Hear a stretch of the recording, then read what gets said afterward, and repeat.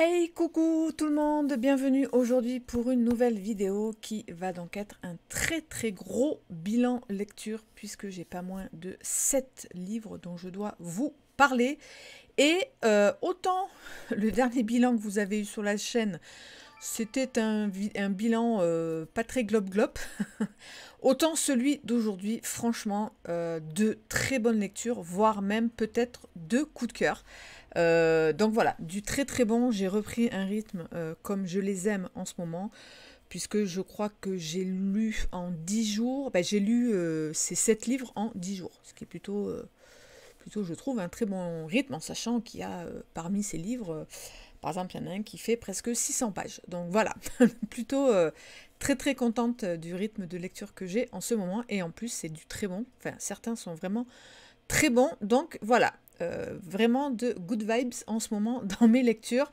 Et alors, comme d'habitude, je vous les ai classées de celles qui m'ont le moins enjaillé jusqu'aux deux coups de cœur qu'il y aura à la fin. Alors, parmi celles qui sont restées, franchement, quand même, des lectures qui m'ont, sur le coup, créé un bon divertissement de lecture, il y en a, on va dire, 3 à peu près, mais qui sont restées, franchement, ultra correctes. Et donc j'ai donc lu le nouveau Ruth Wire, La clé du sang, qui donc est une exclue France Loisirs. Alors, moi, mon histoire avec Ruth Wire, j'avais lu La disparue de la cabine numéro 10, qui avait été pour moi une catastrophe de lecture. Et donc, quand France Loisirs, parce qu'il faut savoir que quand vous êtes partenaire France Loisirs, donc moi, dans la section thriller, c'est eux en fait qui choisissent les thrillers qu'ils nous envoient. On ne choisit pas, c'est comme ça. Ils nous envoient les thrillers qu'ils veulent mettre en avant, ce qui est plutôt compréhensible. Et puis moi j'aime bien parce que comme ça on a la surprise. Voilà, de temps en temps c'est cool aussi. Je sais que c'est du thriller, donc il n'y a pas de souci. Et puis voilà, ça fait la petite surprise. Et donc quand j'ai ouvert le colis et que j'ai vu Ruth Wire disparu, j'ai eu très peur. Et puis finalement, honnêtement, ça s'est plutôt bien passé avec ce... On part sur du thriller à suspense parce que je savais plus ou moins où j'allais, je savais à quoi m'attendre, à ne surtout pas aussi savoir ce qu'il n'y aura pas dans ce roman. Et au final, ça s'est plutôt bien passé, donc dans cette histoire où on va suivre une nounou anglaise qui va trouver un boulot dans une famille en Écosse, une grande famille, où je pense qu'on peut estimer que c'est une grande famille vu qu'ils ont 4 enfants, en plus c'est 4 filles, et la nounou elle va devoir aller habiter avec eux pour s'occuper des 4 filles là-bas, donc dans un espèce de grand manoir vraiment qui est resté un côté très vieux, puis aussi un côté très moderne. C'est vraiment le mélange des deux, puisque le couple est architecte. Donc ils ont tout modernisé, il y a toute une histoire autour il y a des caméras partout, tout est par truc vocal, etc.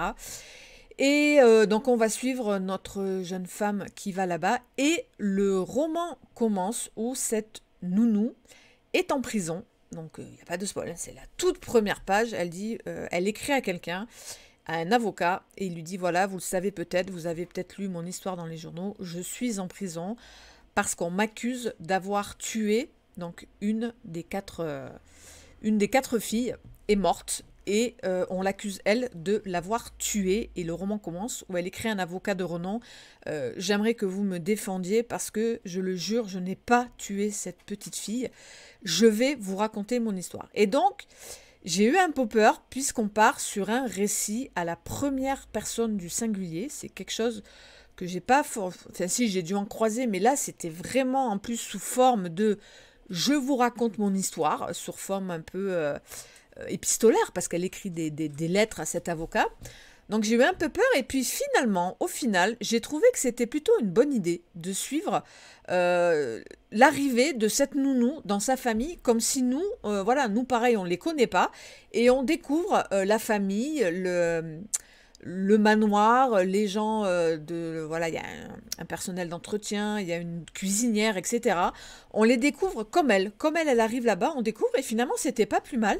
Et puis, je sais pas, je me suis laissée embarquer avec l'histoire de cette jeune femme qui arrive, qui, voilà, et ça va. Après, on va tomber dans le truc classique elle va se sentir épiée, elle va sentir au-dessus de sa chambre, il y a un grenier, elle entend des bruits de pas la nuit. Voilà, on va partir dans le classique suspense autour de la maison, qu'on dirait peut-être hantée, en plus qu'il y a un passé bizarre parce qu'il y avait eu des morts dans ce manoir, etc. Donc voilà, ça va rester sur le gros classique thriller à suspense autour d'un lieu qui fait un peu frissonner. Voilà, ça va être toute cette thématique-là. Et je me suis laissée prendre au truc, plus ou moins, honnêtement. Alors, c'était pas transcendant, c'était pas trop surprenant. Par contre, la fin, ça m'a plutôt plu. Voilà, le gros pourquoi du comment. On va partir sur deux suspens, on va dire, sur la mort de la fille et un truc du passé de notre nounou. Je sais pas, c'est bien géré, c'est bien foutu. J'ai passé plutôt un agréable moment. Alors, ça restera quand même pour moi ce qu'on peut appeler un thriller. On est en train de chercher avec les copains un mot pour définir ce genre de thriller où tu passes un bon moment sur le coup. Mais honnêtement, 3-4 jours après, je l'ai oublié, quoi. Voilà, c'est pas le truc qui va rester en mémoire longtemps. Sauf que quand je le regarde, quand je vois la couve, je me souviens d'avoir passé un agréable moment de lecture. Donc voilà, honnêtement, si vous êtes fan de tout ce que propose Mary Higgins Clark, vous voyez, ce genre de thriller à simple suspense, où beaucoup de choses sont attendues sur la fin. Moi, j'ai été plutôt, voilà, en sachant où j'allais, ça a répondu à mes attentes. J'ai pas eu plus, mais j'ai pas eu non plus moins. C'est resté très correct et je pourrais, franchement, vous le conseiller si toutes ces thématiques dont j'ai parlé vous plaisent. Ensuite, dans le genre comme ça, thriller, je sais pas, on pourrait peut-être les appeler des thrillers éphémères. Je sais pas, j'arrive pas à trouver un mot qui colle à ça. C'est-à-dire que c'est un très bon thriller de divertissement. Mais pareil, 3-4 jours après, j'y pense déjà plus. Mais en voyant la couve, je me suis dit, bon, c'était pas si mauvais que ça. J'ai donc lu Les 7 châtiments de Jordi Llobregat, donc chez Cherche Midi, c'est un auteur espagnol. Alors, ce thriller, j'ai eu beaucoup de mal à le sortir parce que j'ai vu plutôt des avis, alors pas négatifs, mais plutôt mitigés. Et moi, du coup, j'avais mis la barre très basse. Et du coup, j'en suis ressortie plutôt satisfaite, si on peut dire ça, plutôt, voilà, plutôt bon, on va dire, plutôt bien. Donc dans ce roman, on va être avec un premier crime qui va être découvert. On va être pas loin de la frontière, donc on est dans les Pyrénées, entre la frontière espagnole et France. D'ailleurs, beaucoup de choses vont jouer dans ce roman on suit une inspectrice espagnol et un inspecteur français. Voilà, il va y avoir ce duo d'enquêteurs sur un premier meurtre, et puis après, évidemment, d'autres meurtres, on va être sur du serial killer. Hein. Et le point très positif de ce roman, pour moi, c'est que l'intrigue au présent, sur le simple tueur, etc., va être entrecoupée de morceaux de journal intime, datant de la Seconde Guerre mondiale, d'une petite fille juive qui, avec sa famille, a donc fui les camps et a voulu traverser les Pyrénées pour aller en Espagne. Et du coup, on va suivre son histoire, sa famille, et qu'est-ce qui s'est passé une fois arrivé à la frontière. Et ce que j'ai surkiffé, c'est que c'est un point historique qui a réellement existé. Il s'est vraiment passé ces choses-là à la frontière espagnole pendant le flux comme ça de migrants, on peut les appeler comme ça, de migrants juifs qui voulaient fuir évidemment les nazis. Et il s'est passé des choses que honnêtement j'ignorais, j'ai surkiffé. Moi, vous le savez, je vous le dis tout le temps, quand dans un thriller j'apprends des trucs, donc là historiquement parlant, je trouve ça super génial à chaque fois. Honnêtement, j'ai fermé le bouquin en me disant, bon, putain, c'était peut-être pas transcendant, mais au moins t'as appris des choses par rapport à l'histoire de mon pays. Ça reste l'histoire de mon pays. Hein. On est entre la France et l'Espagne. Et ça, j'ai beaucoup aimé. En plus, c'était plutôt bien foutu. L'héroïne, c'est Raquel qui raconte ce journal. Voilà, c'était plutôt, son histoire était vraiment très intéressante. Et évidemment, vous vous doutez bien hein, que tous les crimes qui se passent au présent vont être liés à cette histoire du passé. Et voilà, moi, j'ai plutôt bien aimé. Alors, si j'ai surkiffé tout le récit au passé, Le présent était quand même jonché de gros clichés sur le serial killer. On est parti, ben voilà, le titre hein, vous dit les 7 châtiments, les 7 péchés capitaux. On est parti sur l'enfer de Dante, etc. Moi, tu me dis l'enfer de Dante, les 7 péchés capitaux. Immédiatement, je suppose que vous aussi, vous pensez à Seven. Sauf que Seven, je veux dire, il est au firmament du truc du serial killer, il est imbattable. Et là, moi, j'ai souvent levé le ciel en me disant, ouais, bon, allez, c'est un Seven 2.0, hein, honnêtement, avec tous les clichés autour, le pourquoi du comment final, qui est le tueur, pourquoi il a fait. Alors, ça m'a un petit peu surprise. Moi, j'avais rien vu de venir. Comme d'habitude, moi, je suis en mode, je cherche pas à comprendre qui a fait quoi, pourquoi. J'étais tellement pris, en fait, dans le récit au passé, du passé, que j'ai pas trop cogité sur le récit au présent de ce qui se passait, surtout quand j'ai vu ce truc des 7 péchés, machin. Voilà, j'ai pas cherché à comprendre, donc ça m'a quand même surprise. J'ai trouvé plutôt bien foutu le rapport passé-présent. Voilà, ce fameux moment où tout se rejoint, le passé rejoint le présent. C'était plutôt bien foutu. Il y a de chouettes petites révélations, sympatoches. Voilà, honnêtement, si j'ai un mot à retenir de ce thriller avec Serial Killer, c'est sympatoche. Voilà, je n'irai pas plus loin. Je dirais pas non plus que c'était catastrophique. C'est resté sympatoche. Ça fait le job. Ne pas s'attendre à une écriture voilà, surélevée, honnêtement non. L'écriture a servi ce côté sympatoche, voilà, de faire le job d'un thriller plutôt divertissant. Et voilà, donc voilà, moi ce que je peux dire sur celui-là, j'ai vraiment beaucoup aimé. Le côté historique, ça, c'est vraiment toute l'histoire autour de ces juifs, etc., sur la frontière, c'est quelque chose que je retiendrai quand même pas mal longtemps, honnêtement. Donc c'est plutôt cool hein, quand tu retiens des choses comme ça importantes d'un bouquin. Mais sinon, en lui-même, le thriller, voilà, c'est resté sympatoche. Ça a été aussi là, ce qu'on appelle un thriller sur le coup, mais honnêtement, je ne le relirai pas. Voilà, c'est resté du thriller de divertissement qui a fait le job. Et ensuite, alors là, par contre, je vais pas être, voilà, je vais être incapable de vous montrer la déception finalement que j'ai eue avec ce prochain titre-là parce que ça a été une claque monumentale pour beaucoup de copains et copines à moi, des copains et copines blogueuses, youtubeuses ou simples lectrices abonnées. Et du coup, c'est toujours malaisant quand toi tu le lis et que derrière, c'était loin d'être mauvais, mais c'était loin d'être transcendant pour moi. Donc, je suis plutôt déçue, je ne vais pas dire autre chose. J'ai donc lu pour le Black November, il fallait lire un thriller avec un chiffre dessus. Tiens, d'ailleurs, celui-là, il faisait partie aussi de la 4e semaine du Black November. Il fallait lire un thriller. Ben non, c'est pas issu d'une saga, n'importe quoi. Celui-là.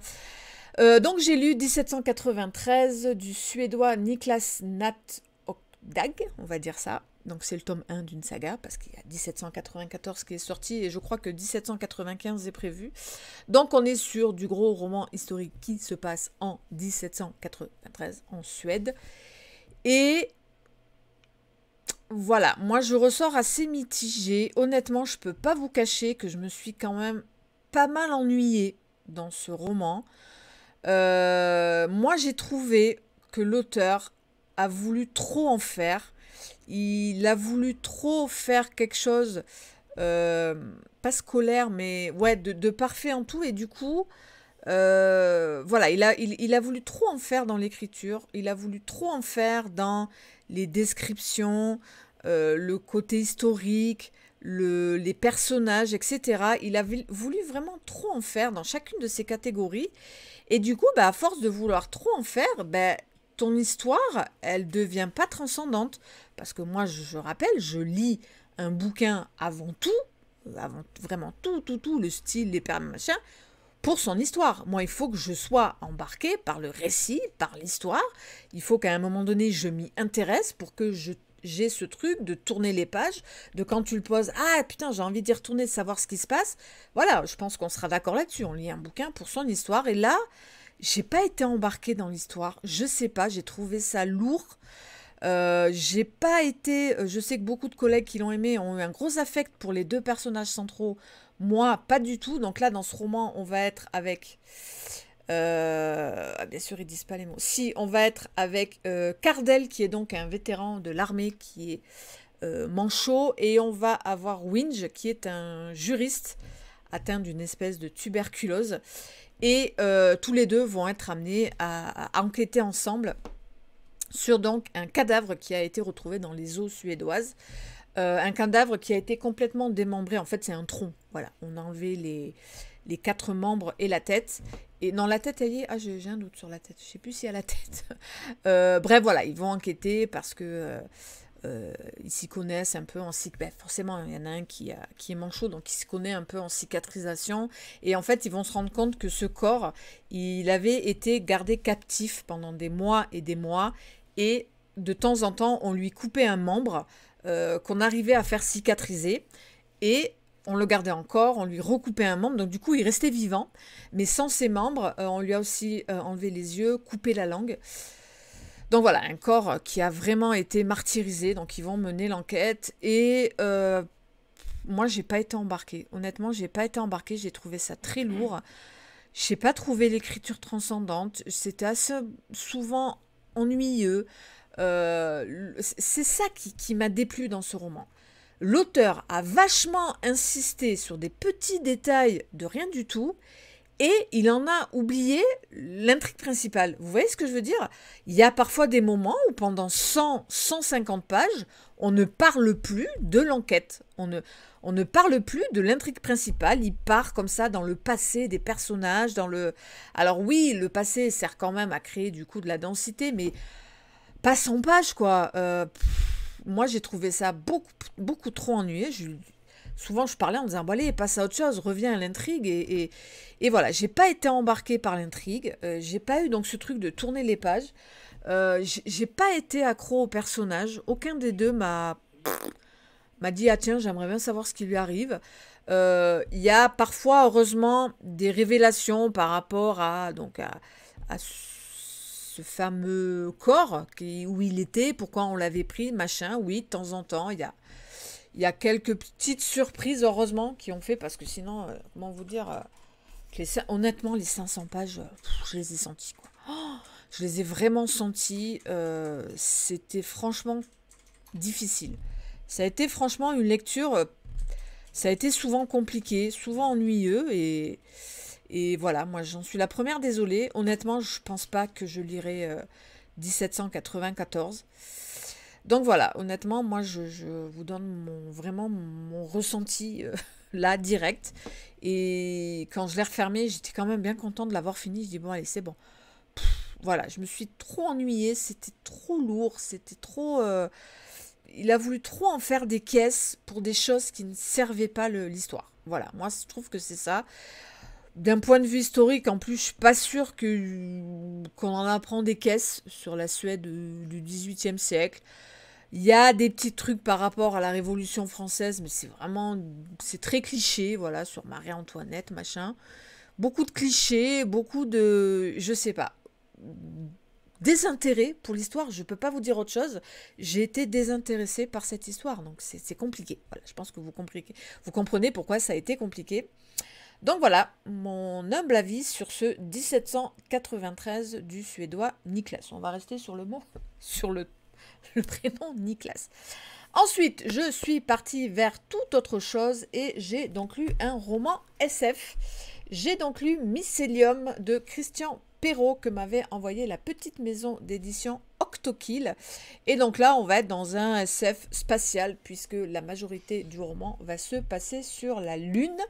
Et on va donc suivre une expédition qui va mener l'enquête puisque on avait envoyé sur la Lune une première expédition des premiers colons, on va dire, hein, une première équipe de colons, puisque ça y est, on pourrait peut-être commencer à créer des habitats sur la Lune pour pouvoir y vivre. Mais avant ça, on a envoyé une équipe de 6 ou 8, voilà, des chercheurs, des docteurs, des scientifiques, pour aller là-bas, voir si c'est possible d'y vivre, etc. Sauf que cette équipe, on n'a absolument plus aucune nouvelle.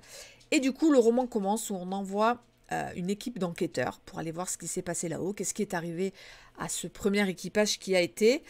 Et on va surtout suivre 2 personnages, donc Matthew, qui est un jeune chercheur, et Moya, Moya, c'est ça. Moya qui est une cyborg. Je crois qu'il y a les photos des personnages. Enfin, les photos. Il y a des dessins. Voilà, Moya, elle est là.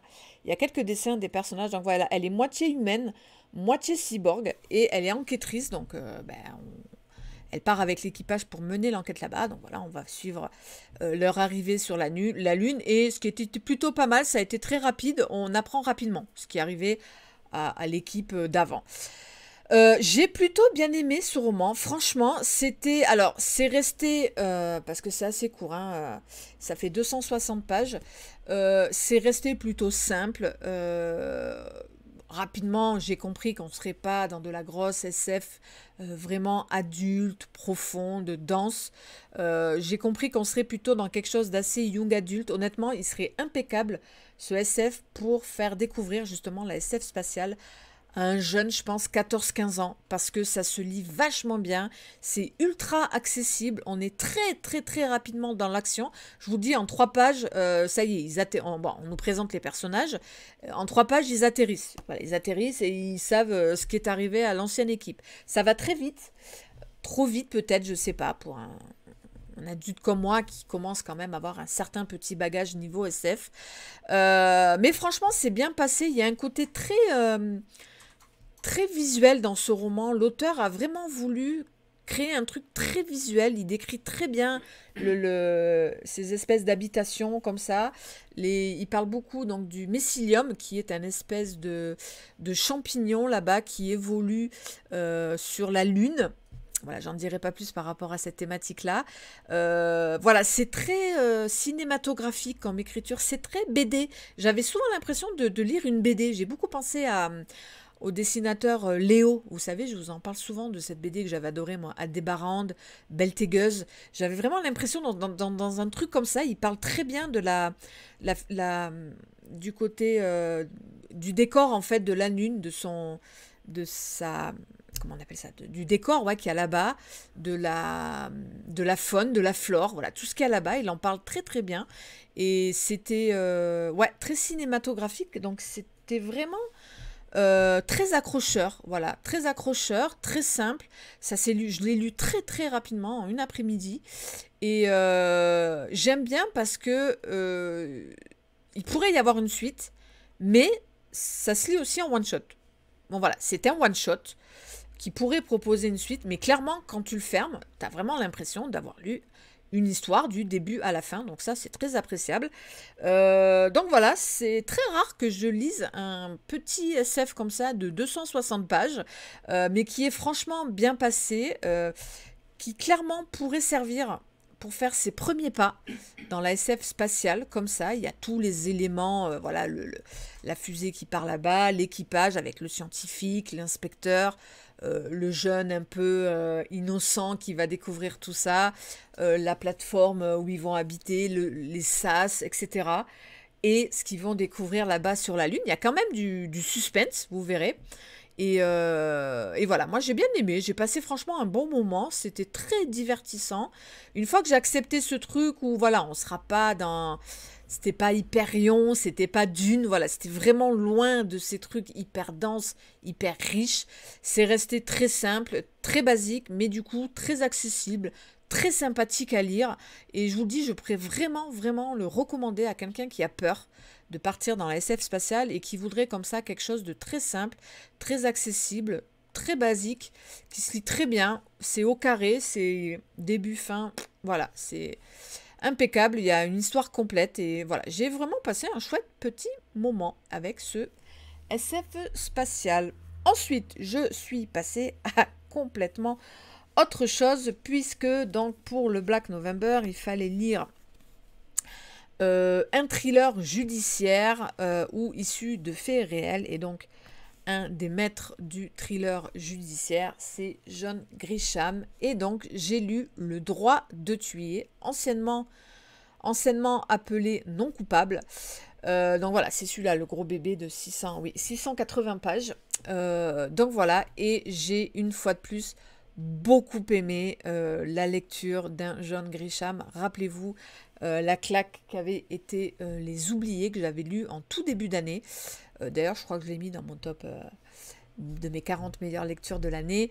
J'avais adoré Les Oubliés et je m'étais juré de cette année d'en relire un. Et donc, j'avais fait plus ou moins exprès dans le Black November de mettre la consigne lire un thriller judiciaire parce que je savais que j'y glisserais un John Grisham et j'ai franchement beaucoup aimé ce roman.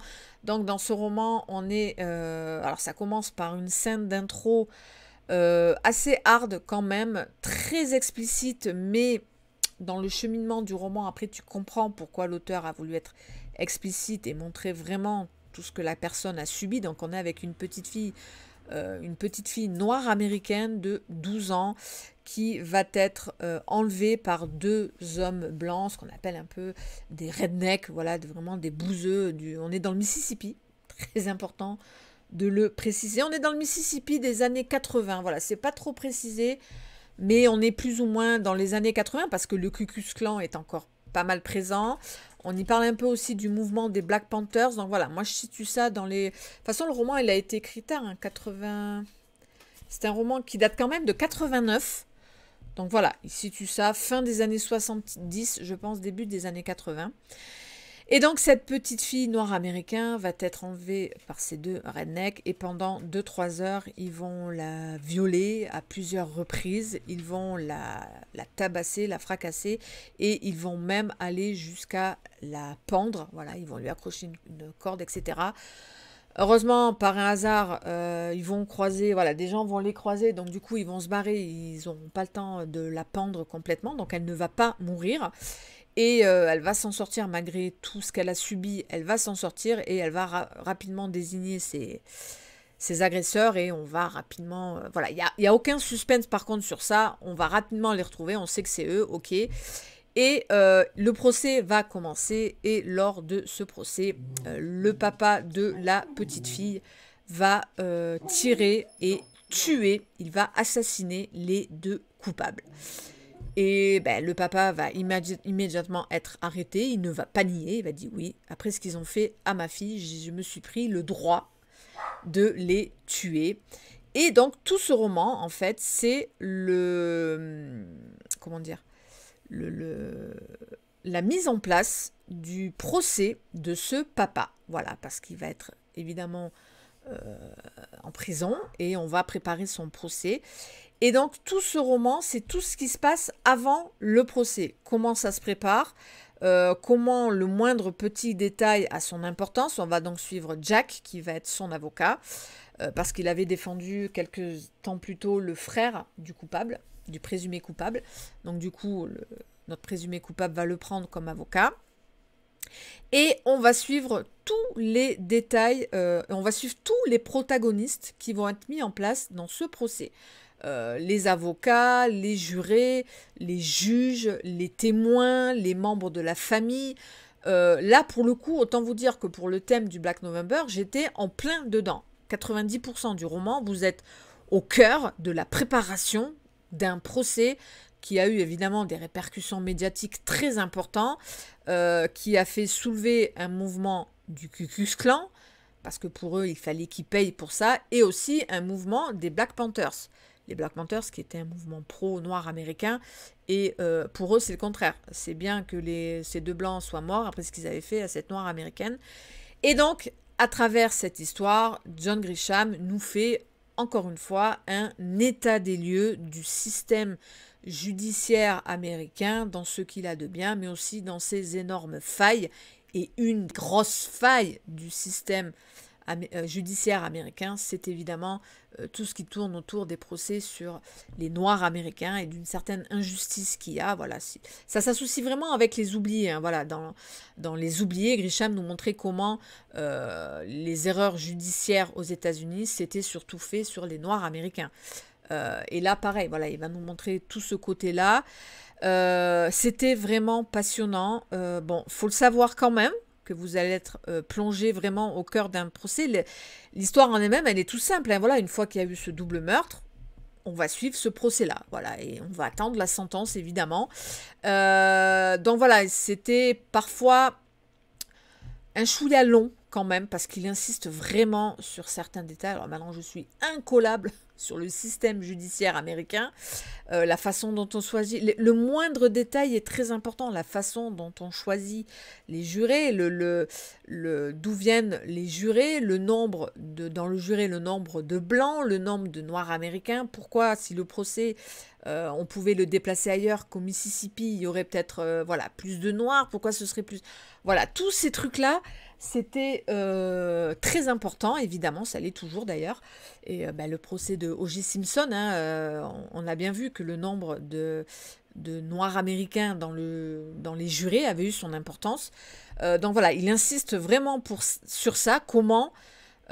pour un tout petit détail, tu vas être jugé coupable ou non coupable. Voilà, c'était vraiment ce qu'il a voulu montrer.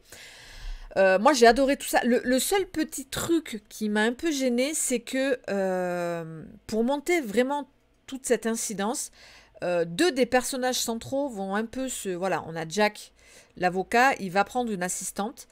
Et autant l'assistante, elle est anti, voilà, elle est clairement, elle le dit, hein, plutôt de gauche, donc elle est anti-peine de mort, etc. Autant l'auteur a choisi de placer Jack, donc l'avocat, le personnage central, il l'a mis comme étant un personnage qui est pro-peine de mort. Et ben ça, alors, moi j'ai compris pourquoi John Grisham a fait ça. Il a voulu montrer les deux pans hein, de la justice, que tu as des avocats qui sont anti-peine de mort et tu as des avocats qui sont pro-peine de mort. C'était intéressant de voir les deux, mais du coup, ben, c'est toujours délicat quand... voilà, de placer ton personnage central comme ça, ben, qui est pro-peine de mort, donc ça... Mais j'ai compris vraiment la démarche de John Grisham. Donc voilà, j'ai franchement passé un excellent moment de lecture, c'était méga intéressant. Comment vous dire que là, en fermant le livre, tu te dis waouh, tout ce que j'ai appris, quoi. C'était vraiment très intéressant. Je ne peux que vous le conseiller. De toute façon, moi, je vous conseille John Grisham de ouf. C'est vraiment, voilà, il a été 10 ans avocat. Le gars, il sait de quoi il parle. Et c'était éminemment passionnant. Après, je suppose que selon ces bouquins, l'histoire te prend ou pas. Dans la sentence, j'avais peut-être été moins transcendée. Dans les oubliés, ça a été de ouf, coup de cœur. Et là, le droit de tuer, franchement, c'était vraiment très intéressant. Moi, j'ai beaucoup aimé. Et voilà, je ne peux que vous conseiller et cet auteur et ce titre-là. Mais je rappelle, attention, voilà, tout ce roman, c'est la préparation d'un gros procès avec toutes les thématiques sur la loi du talion, est-ce qu'on a le droit de se faire sa propre justice, et la peine de mort, et voilà, tout ce qu'il y a autour d'un procès, et comment, sur un simple petit détail, la personne sera jugée coupable ou non coupable. Voilà, donc moi j'ai beaucoup aimé, et si vous sentez que, d'après ce que je vous ai dit, c'est fait pour vous, franchement, n'hésitez pas. Après, d'un point de vue écriture, il n'y a rien à redire sur John Grisham, ça coule tout seul, c'est voilà, c'est génial, franchement, c'est très bon, et je me suis vraiment régalée avec ce titre-là. Et donc, les deux derniers romans dont je dois vous parler, ça a été deux coups de cœur. Honnêtement, deux coups de cœur inattendus parce que le premier, c'est un titre assez vieux qui date de 2018, donc je ne m'attendais pas. Et le deuxième, c'est une sortie très récente parce que c'est un auteur où c'est pas tout le temps good, et là, il m'a étonnée. Et donc voilà, j'ai eu deux énormes coup de cœur. Donc le premier inattendu d'un titre de 2018 qui vient de sortir en poche d'ailleurs, au livre de poche. Donc c'est Fleurs de cadavres d'Annemiek Hancock, donc du thriller danois. Et alors, quelle sublime surprise! Je me suis pris une claque, je suis dégoûtée parce que du coup il n'est pas dans ma vidéo, mes 41 meilleures lectures de l'année, parce que il y avait sa place, mais grave. J'ai adoré, j'ai surkiffé ce roman danois qui flirte entre... j'ai beaucoup pensé à Millennium de Stieg Larsson, un peu aussi à Patricia Cornwell dans la narration. J'ai adoré ce roman, donc, qui nous plonge au cœur du journalisme, voilà, d'où le truc à Stieg Larsson, sauf que là, c'est une journaliste, Héloïse. Héloïse, le roman commence où elle va commencer à recevoir des lettres d'une femme qui, jadis, a tué un avocat dans son domicile. et on n'a jamais pu remettre la main sur elle. On l'a jamais capturée. Et cette personne va commencer à écrire à Héloïse. Et donc du coup, Héloïse, elle va reprendre l'enquête sur ce meurtre. Et on va suivre aussi le flic Eric. Je crois que c'est Eric. Bon, on va pas chercher une heure, mais il me semble que c'est Eric. Bon, bref.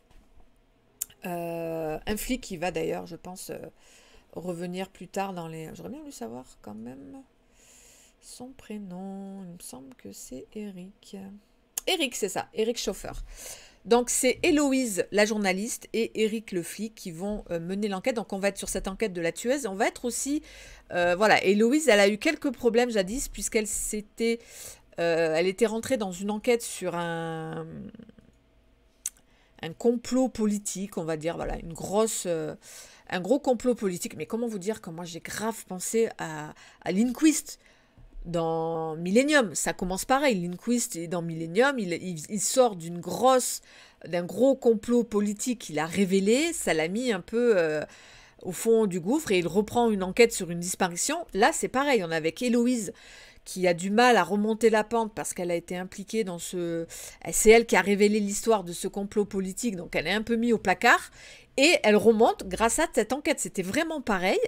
Et c'était, mais alors, passionnant. C'est l'écriture, je l'ai trouvée très dense, très profonde. Ça prend son temps. Comme Millennium, attention, c'est pas un truc à toute baldringue. Non, non, ça prend son temps. On présente Héloïse, son passé, l'enquête, la tueuse. On reprend du début. Elle va recontacter les parents celui qui a été assassiné, les parents de la tueuse. Voilà, elle va reprendre l'enquête. Et petit à petit, voilà, on va remonter sur deux choses. Et du coup, on va partir dans une thématique que je ne soupçonnais pas. On va partir sur la trace d'un personnage que moi j'ai un petit peu rapproché de Lisbeth Salander. Honnêtement, comme moi, vous avez eu un énorme crush sur Lisbeth Salander dans Millennium. Attendez, je vais mettre une pause parce que je crois qu'il y a un truc. Donc je disais, si vous avez comme moi un gros crush pour le personnage de Lisbeth Salander dans Millennium, lisez celui-là parce que c'est pas du tout la même histoire, mais on va être un peu dans le même genre. Et putain, j'ai surkiffé. Il y a une montée en pression, il y a une montée d'une tension oppressante, phénoménale, pour vous amener à 8 pages. Ouais, je les ai comptées, je ne vous dirai pas quand, évidemment. Mais il y a 8 pages dans ce roman d'une intensité. Waouh, ça a été les 8 pages sûrement parmi les 8 pages les plus intenses et glauques que j'ai pu lire dans un thriller. Je ne m'y attendais pas dans ce genre de thriller, dans la façon du début, où c'est plutôt soft au début. Je ne m'attendais pas à cette thématique-là. Ces 8 pages, elles m'ont... Je les ai lues en apnée. Je pense me souvenir, j'ai eu une larme vraiment de douleur, une émotion, un truc qui arrive. Je pense que si vous avez lu Millennium, il y a une scène d'un truc que subit Lisbeth Salander, d'une dureté et d'une atrocité qui, moi, ça m'avait mis 6 pieds sous terre, cette scène. Ben là, c'est pareil. Par contre, là, c'est sur 8 pages d'un récit au passé, dans un hangar. Waouh! Ça a été très très dur, mais du coup, je dois être sadique quelque part. Ça a été la cerise sur le gâteau pour me dire waouh, la claque, le coup de cœur. Et j'ai refermé ce bouquin en n'ayant qu'une envie, c'est partir dans le tome 2. Alors, l'enquête est bouclée. Voilà, l'enquête est bouclée, mais je pense que, vu peut-être le succès qu'elle a eu, succès surtout pas peut-être forcément en vente, mais en termes de retour de lecture, il y a vraiment eu des retours très positifs. Anne Metz, elle a décidé donc de reprendre le personnage de Héloïse et d'Eric, qui vont là enquêter sur, je crois que c'est l'histoire d'un enfant, voilà, pareil, l'histoire d'un meurtre, on repart sur l'enquête et le passé présent. J'ai failli me jeter direct dessus. Oui, d'ailleurs, ça fait partie du Black November, lire un thriller issu d'une saga. Du coup, ça c'est le tome 1 et du coup le tome 2. Honnêtement, celui-là, vous allez très rapidement le voir dans un bilan lecture parce qu'il sera lu en décembre. D'ailleurs, je vais le mettre dans ma palle de décembre. Vous aurez très rapidement une vidéo sur ma palle de décembre. Ça, ce sera pour plus tard. Donc, honnêtement, n'hésitez pas. Ce roman, il est sorti... Attendez, j'ai peut-être l'image. Ajouter image. Il est sorti en poche. N'hésitez pas, je vais vous le montrer. Hop. Bon, je ne mets pas pause, hein, ça va aller vite. Comme ça, vous aurez peut-être le visuel hop, du poche. Oula, oui, vous avez vraiment le visuel. Voilà, il est sorti chez le livre de poche entre-temps. Donc franchement, n'hésitez pas, c'est du très bon. Franchement, c'est ultra qualitatif. Très très proche. Alors, c'est très proche de Stieg Larsson Millennium sans forcément être exactement pareil. C'est tout bête parce que moi, tu me parles de journalisme, complot politique, meurtre qui te fait partir dans un passé présent avec une scène choc, mais très très choc, glauque. Moi, j'ai pensé à Millennium, évidemment. Mais elle fait quand même à sa sauce, admettre. C'était génial. Franchement, j'ai eu une claque monumentale. Voilà, ça fera vraiment partie de mes gros souvenirs lecture de cette année 2021. Donc voilà, n'hésitez pas. Je vous le dis, il est sorti au livre de poche. Voilà, un tome 1 phénoménal. Je vous dis, j'ai qu'une hâte, c'est de lire le tome 2. Hop. On va enlever la photo. Hop. Et donc, la dernière lecture dont je vais vous parler ici, j'ai aussi surkiffé ce roman. Alors là, ça a été une surprise aussi parce que c'est un auteur... j'ai pas forcément surkiffé toutes ces lectures. Je suis assez rarement déçue, mais il y en a 2-3 que j'ai trouvé peut-être moins qualitatifs. Et du coup, quand j'ai abordé celui-là, je savais pas trop et maintenant je sais, j'ai surkiffé. C'est un gros coup de cœur pour un thriller avec serial killer. Je vous en ai parlé déjà dans la vidéo de mes 40 meilleures lectures de l'année. Il s'agit du dernier Donato Carisi. Je suis l'abysse que j'ai surkiffé. Pourtant, il n'est pas très long. Il fait 340 pages, mais... qu'est-ce qu'il est fort, Donato Carisi, dans ce genre du serial killer, mais qu'est-ce qu'il est fort. Il manie tellement bien tous les codes du genre que c'était génial. Alors déjà, première info, c'est un one-shot. Je crois qu'on dit aussi maintenant standalone, mais c'est un one-shot. Ça ne fait pas du tout partie de sa saga Mila Vasquez, le chuchoteur, machin. Pas du tout. C'est un one-shot dans lequel l'auteur a décidé de nous parler. Donc c'est, voilà, pour aussi le Black November, lire un thriller issu de faits réels, je vous le prouve, ce thriller est issu d'une histoire vraie. Donc Donato est parti de l'histoire vraie d'un tueur. Donc j'ai pas retrouvé l'histoire vraie, je sais pas, parce que lui, Donato, il a situé cette histoire autour du lac de Comme, donc en Italie, au lac de Comme. Et on est donc avec un tueur qui va assassiner des femmes qui ont autour de la cinquantaine.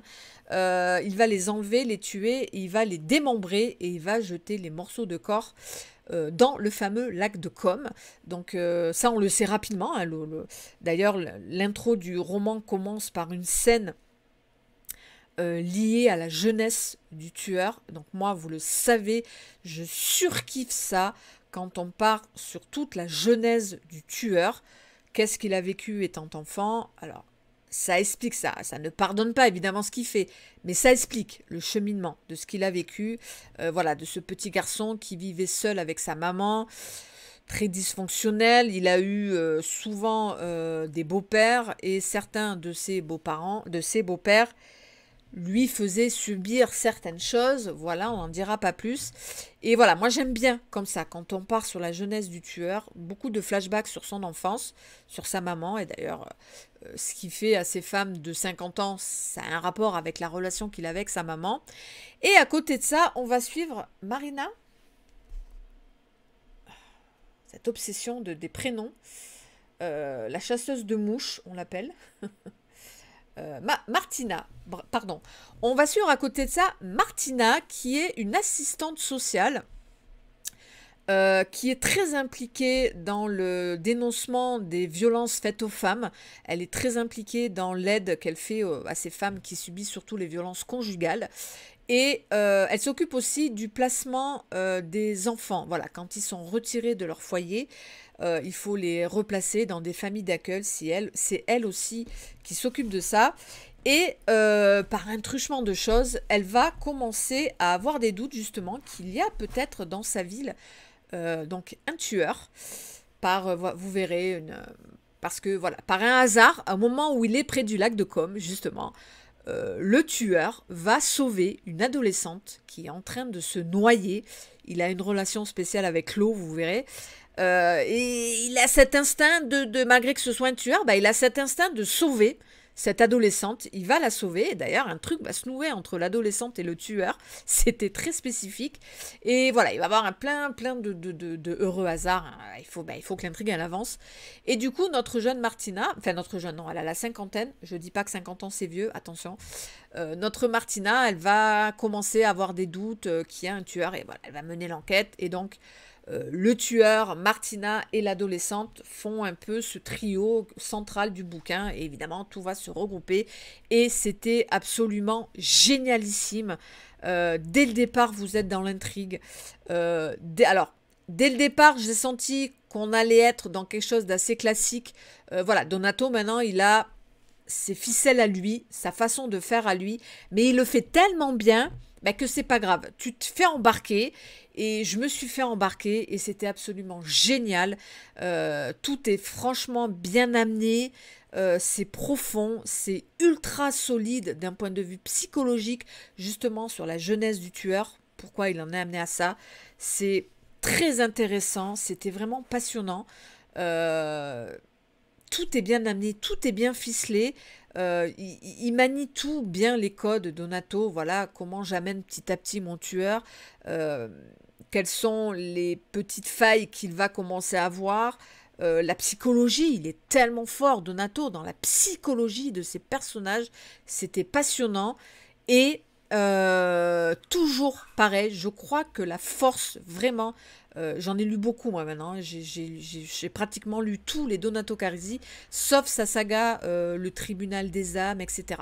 Mais sinon j'ai lu tout Donato Carisi et je sais que c'est un truc dans lequel il est très très fort, c'est qu'il arrive à créer des doubles, des triples intrigues. Et du coup, tu vas avoir des triples rebondissements. Tu vas avoir des triples... tu vas avoir 2, 3 méga grosses révélations sans que on tombe dans l'invraisemblance. Je vous dis tout le temps, quand il y a trop de révélations, voilà, trop de révélations tue les révélations. Et on y gagne parfois en invraisemblance. Là, c'était parfois limite. On a frôlé quand même. Mais... justement, Donato, il est fort parce qu'il arrive à... voilà, il dit, bon, ok, il y a eu 3 grosses révélations, 3 twists, je vais m'arrêter là. Ça devrait leur suffire pour qu'ils ferment le livre en disant, waouh, la clacasse. Et effectivement, Donato, ça a suffi, c'était limite, mais ça a suffi. Et waouh, j'ai refermé ce bouquin en disant, putain, quelle bonne lecture, quel bon thriller avec serial killer. C'était génial et puis c'est un one-shot, ça fait du bien de lire des one-shots de Donato Carisi et puis voilà, franchement je vous le conseille fortement. Je répète ce que j'ai dit dans ma vidéo des 40 meilleures lectures. Si vous voulez offrir pour les fêtes un très bon thriller avec serial killer, un one-shot, je pense que c'est très important en plus d'offrir un one-shot parce que tu sais que la personne, elle n'aura pas besoin d'acheter un tome 2, un tome 3. Quand elle fermera, elle aura terminé sa lecture et honnêtement, voilà, je fais pas un SAV coup de cœur, mais honnêtement, je pense qu'il y aura beaucoup de coups de cœur avec ce thriller-là parce qu'il est ultra efficace. Voilà, j'ai pris un pied monumental à sa lecture et je ne peux que vous le recommander. C'était tout simplement génial. C'était une de mes meilleures lectures de l'année. Donc voilà, hein, je vous l'ai dit, hein, un bilan lecture franchement de l'enjaillement. Voilà, j'ai passé vraiment de très bons moments de lecture et ça fait vraiment du bien. Et figurez-vous que ma lecture actuelle, je prends un pied monumental. Je ne m'y attendais pas du tout parce que c'est un roman qui a 15 ans. C'est une autrice, ça fait des années et des années que mes copines me disent: Sève, qu'est-ce que t'attends? Mais elle est faite pour toi, cette autrice. Il faut que tu tentes. Donc je suis retournée en Suède et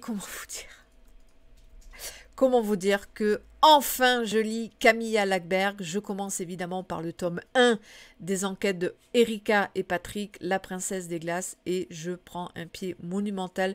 J'aime beaucoup le style de l'autrice, j'aime bien ce qu'elle fait. C'est ultra classique, mais c'est ultra efficace. Là, je pense beaucoup aussi à Patricia Cornwell, voilà. Dès que je lis un thriller comme ça, où t'es pas dans un trip de rebondissement, de twist, mais ça reste classique, mais ultra efficace, avec des personnages bien posés, eh ben, je pense à Patricia Cornwell, et là, honnêtement, j'y pense beaucoup. Un peu du Lisa Garner aussi, je trouve, chez Camilla Läckberg, avec cette touche de polar scandinave, et je me régale. Alors, on sent que c'est un tome 1, puisqu'elle met en place le couple Erika et Patrick. On sait qu'après, ils vont évoluer ensemble dans ces autres intrigues. Donc là, c'est vraiment la rencontre d'Erika et Patrick.